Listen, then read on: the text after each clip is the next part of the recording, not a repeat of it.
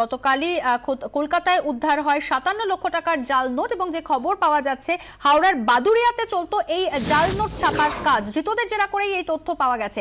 আমাদের সঙ্গে টেলিফোনে রয়েছেন আমাদের প্রতিনিধি সিজার মন্ডল। সিজার, দেখো, যেটা প্রাথমিকভাবে জানা যাচ্ছে, ধৃতদের জিজ্ঞাসাবাদ করে যেটা জানা যাচ্ছে যে হাওড়ার বাউরিয়া উলুবেড়িয়া এলাকাতেই কিন্তু তারা টাকাটা ছাপাতো এবং এক অভিযুক্তর বাড়িতে টাকা ছাপানো হতো বলে যারা গ্রেপ্তার হয়েছে তাদেরকে জেরা করে জানা গেছে। এবং যে পদ্ধতির কথা ধৃতরা এখন পর্যন্ত জেরায় স্বীকার করেছে সেটা খুবই একটা ক্রুড পদ্ধতি, অর্থাৎ প্রথমে একটা নতুন নোটকে স্ক্যান করে নেওয়া, সেই স্ক্যান করার পরে সেই স্ক্যান যে প্লেটটা সেটা অফসেট প্রিন্টিং মেশিনে দিয়ে সেখান থেকে বের করা হতো এবং নোটের সাইজ কম্পিউটার স্ক্যানে সেখানে নোটের সাইজটাকে ঠিক করে নেওয়া হতো এবং যে কারণে যে নোটের যে সাইজটা একদমই মিলে যাচ্ছে কিন্তু পেপার কোয়ালিটিতে কিন্তু দেখা যাচ্ছে যে সেটা অনেকটাই নিম্নমানের এবং স্ক্যান করার সময় আসল নোটের যে সিরিয়াল নাম্বার বা সিরিজ নাম্বার সেই একই সিরিজে কিন্তু নোটগুলো বেরোচ্ছে। আমরা দেখেছি যে গতকাল যে নোটগুলো পাওয়া গেছে সবকটাই কিন্তু একই সিরিজের নোট